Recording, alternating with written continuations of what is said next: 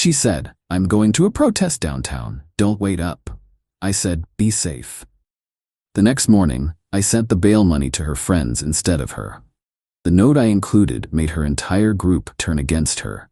I, 34 male, need to get this off my chest while it's still fresh.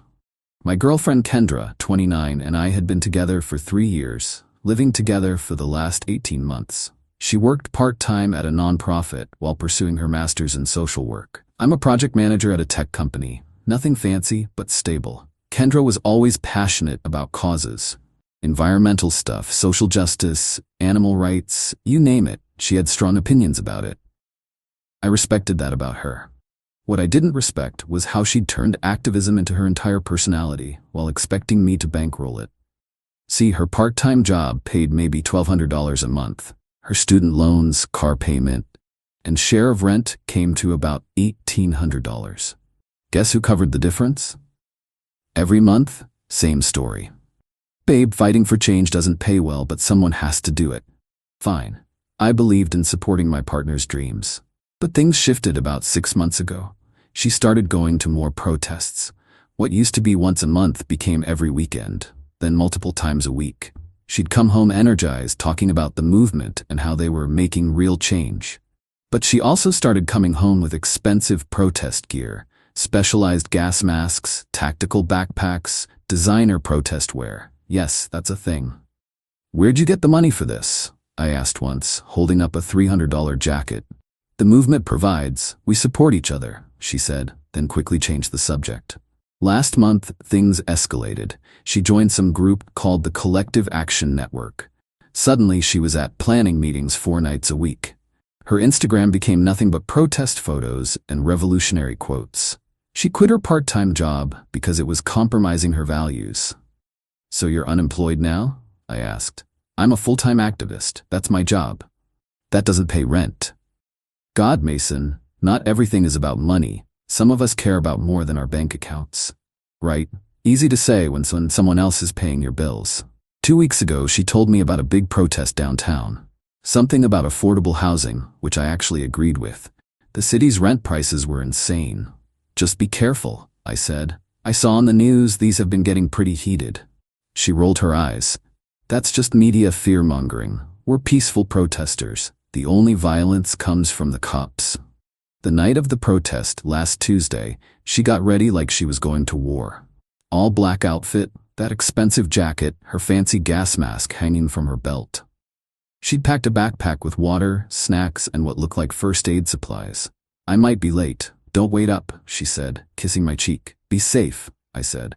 She smirked. "Safety is complicity, babe." Whatever that meant. I went to bed around midnight. She still wasn't home, but that wasn't unusual lately. Woke up at 3 a.m. to my phone buzzing. Unknown number. "Is this Mason?" "Yeah, who's this?" "I'm calling from downtown detention center. Kendra listed you as her emergency contact. She's been arrested and needs bail." My stomach dropped. "Is she okay? What happened?" "She's fine. Multiple charges including failure to disperse, resisting arrest, and destruction of property. Bail is set at $5,000. Destruction of property? That didn't sound like peaceful protesting. "Can I talk to her?" "1 moment." Some shuffling, then Kendra's voice trying to sound casual. "Hey babe, crazy night. Can you bring the bail money? Cash only. And hurry, this place is gross." "Kendra, what the hell happened? Destruction of property?" "It's trumped up charges. We were peaceful." "Look, just bring the money. I'll explain everything later." $5,000? I don't have that in cash. Use the emergency fund. ATM max is like $1,000, but you can go to multiple banks. Oh, and call Jasper, his number's in my phone. Tell him to get the others out too. We need everyone back ASAP. "Others?" "My crew. 6 of us got arrested. We need to regroup for tomorrow." "Tomorrow? You're planning another protest?" "Mason, focus. The money. Jasper's number is under J Money in my contacts. Make sure he knows about the backup plan."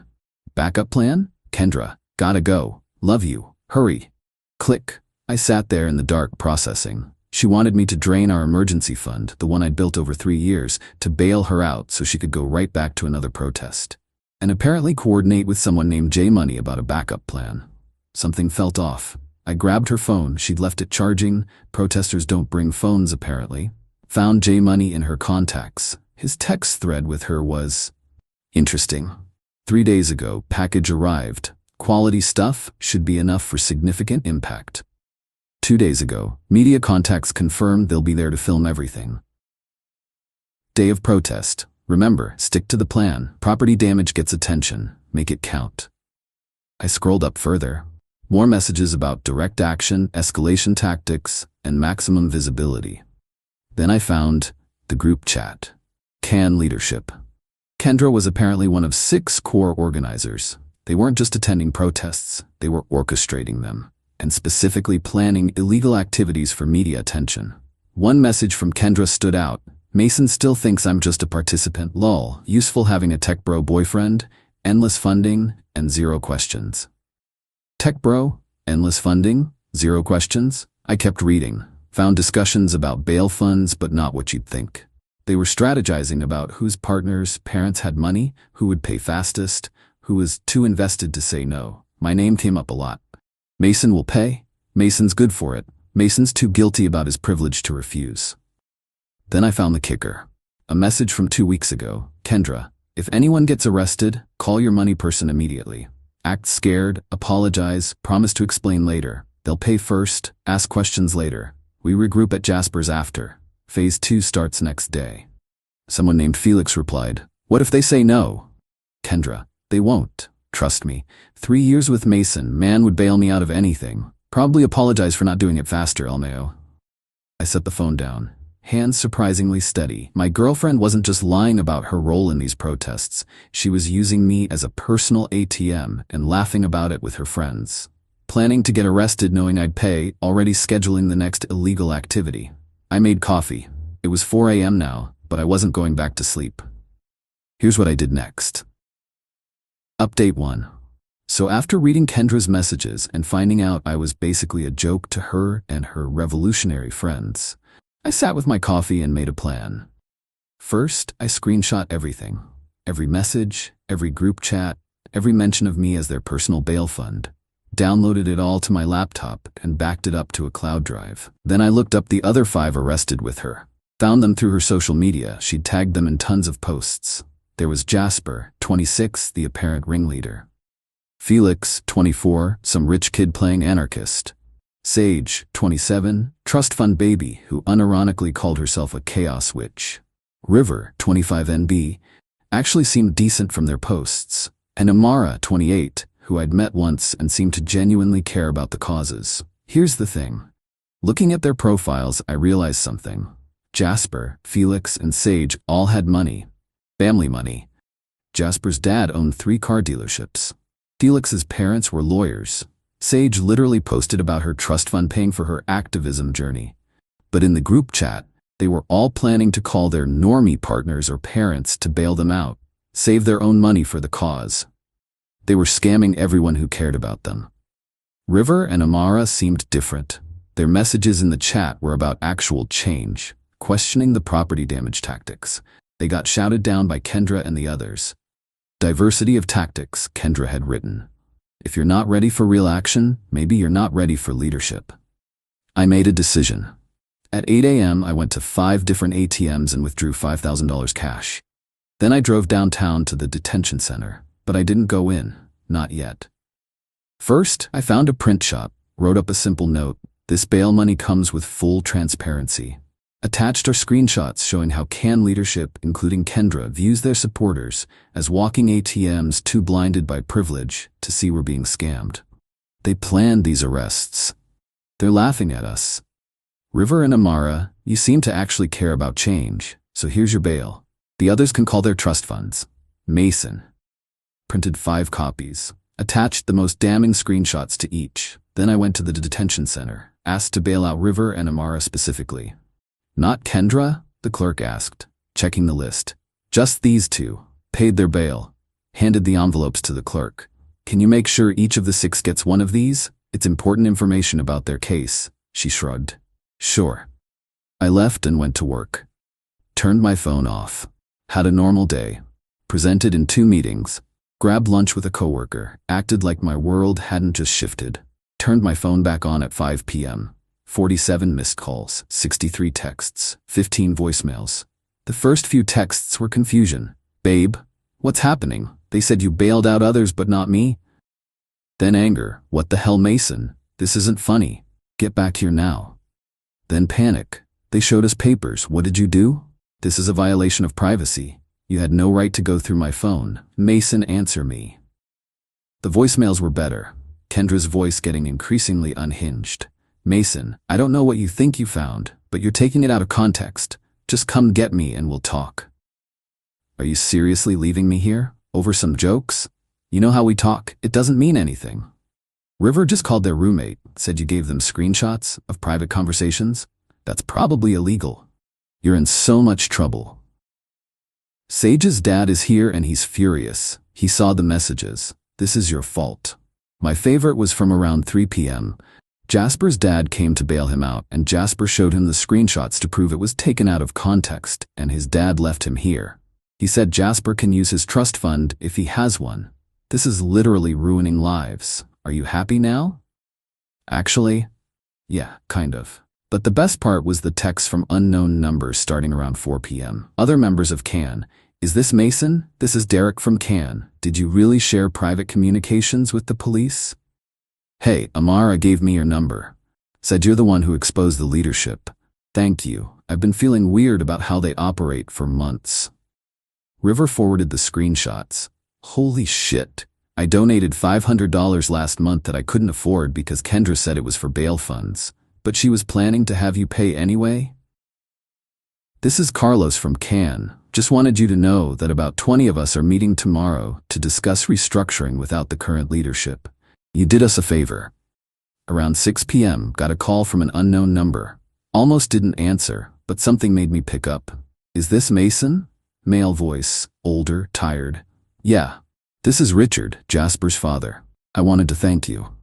Thank me? I've been enabling that kid for years, bailing him out of every stupid situation, thinking he was fighting for something real. Those messages you shared, he called me a walking checkbook with a guilty conscience. His own father. I'm sorry, don't apologize. I left him there, told him to use his trust fund if he wants out. Time he faced some real consequences. His mother thinks I'm being harsh, but anyway, thank you. He hung up, checked social media. The CAN page was imploding. Members posting screenshots, demanding transparency about where donation money went. People sharing their own stories about being manipulated by leadership. But still nothing from Kendra directly since the voicemail stopped. Then at 11 p.m., a knock at the door. Update 2. So that knock at 11 p.m.? Yeah, it was Kendra. Finally out on bail, looking like she'd aged 5 years in 2 days. Bailed yourself out? I asked, not opening the door all the way.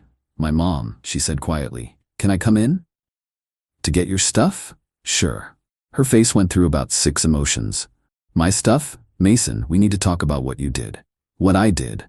I exposed the truth. That's literally what you claim to fight for, right? You destroyed everything. The movement, my friendships, my reputation. No, Kendra, you did that. I just made sure everyone knew about it. She tried pushing past me. I didn't budge. You can't just kick me out. I live here. You lived here. Past tense. Your name's not on the lease. I have rights. You have until tomorrow noon to get your things. I'll be here to supervise. Where am I supposed to go? Maybe Jasper's place? Oh wait, his dad cut him off. Felix? No, his parents lawyered up. Sage? Heard her trust fund got frozen pending a financial review. Guess you'll have to figure it out like us regular people do.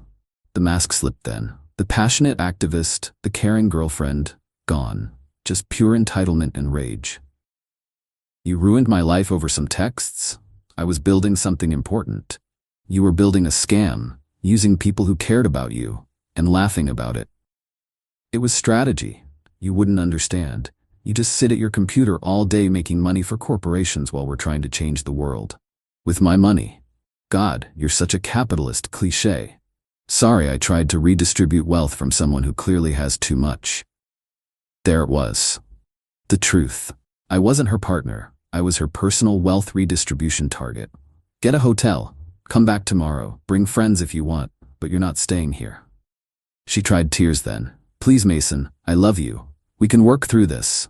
You called me a tech bro with endless funding and zero questions. That's not love, Kendra. That's exploitation. One text, taken out of context. 47 texts, actually. I counted. She stood there for a moment, then her phone buzzed.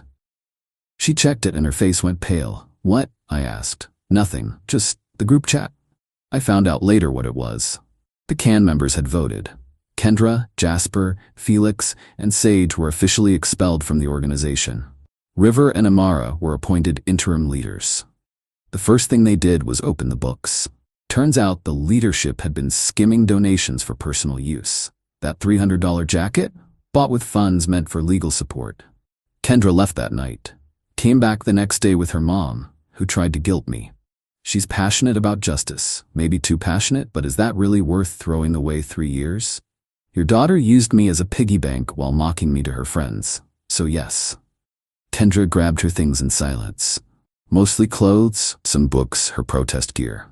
As she was leaving, she turned at the door. You know what the funny thing is? I actually did love you. In my way, you were just too boring to respect. Cool, your way of loving people sucks.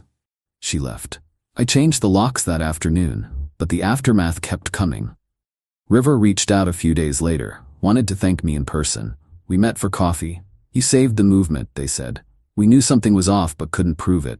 Kendra and Jasper were like cult leaders, manipulating everyone. They told me what happened after the mass expulsion. Turns out, Kendra and her crew had been planning something big. Not just protests, actual domestic terrorism stuff.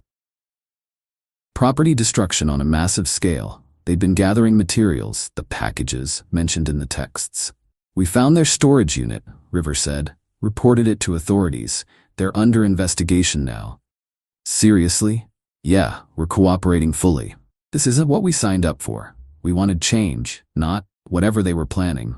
That explained why Kendra had gone dark on social media. Last I checked, her accounts were deleted. Felix's parents released a statement distancing themselves from their son. Jasper's dad went further, offered to fund CAN's legal defense fund as long as the new leadership maintained transparency. Sage's family put her in a treatment program. Apparently, this wasn't her first scam. And Kendra heard through mutual friends she'd moved back with her mom. Tried starting her own revolutionary collective, but no one would join. Hard to build a movement when everyone knows you're a grifter. Last week, got a letter from a lawyer. She was threatening to sue for illegal eviction and emotional damages. I forwarded it to my lawyer friend who laughed. She has no case. Also, she might want to worry more about the federal investigation than civil court. Federal investigation. My ex went from fighting for affordable housing to being investigated by the feds. That escalated quickly. But here's the weirdest part. I kept getting thank you messages from CAN members who felt used, from parents who finally saw through their kids' manipulation, from partners who'd been in my exact position. One message stood out. From Amara. Mason, I wanted you to know we're doing real work now. Actual community support, legal protests, transparent finances. What happened sucked, but it needed to happen. The movement is stronger without grifters. Thanks for having the courage to expose them. P.S. Kendra's new Instagram is @RevolutionaryKendra, if you want to laugh. 12 followers and dropping. I looked it up. She was posting the same revolutionary quotes, calling for uprising, claiming to be a political prisoner of the capitalist system. The only comments were from bot accounts, from 10K followers to 12, from leadership to laughingstock, from my apartment to her mom's basement. Sometimes the universe delivers justice better than any revenge plan could. I'm doing fine now. Dating someone new, a teacher who thinks protests are important but also has a job and pays her own bills. Novel concept. We joke that my only red flag is dating someone who unironically called herself a revolution princess. Worth noting, I still support affordable housing initiatives, still donate to causes I believe in, just with a lot more scrutiny about where the money goes. And if anyone ever tells you they're too passionate about justice to work, run. Run fast, run far, and definitely don't give them access to your bank account. Final update. Kendra tried reaching out last month. New number, apologetic tone. Said she'd done the work and realized her mistakes. Wanted to meet up, explain her side. I replied with one word, no. She sent 12 more texts over 2 days. about growth, accountability, forgiveness, new perspectives. I blocked the number. River texted me yesterday. The federal investigation concluded. No charges for the reformed CAN members who cooperated. But Kendra, Jasper, Felix, and Sage, all facing federal charges for conspiracy to commit domestic terrorism. Guess she'll get to fight the system after all. From inside a federal courtroom. Funny how that worked out.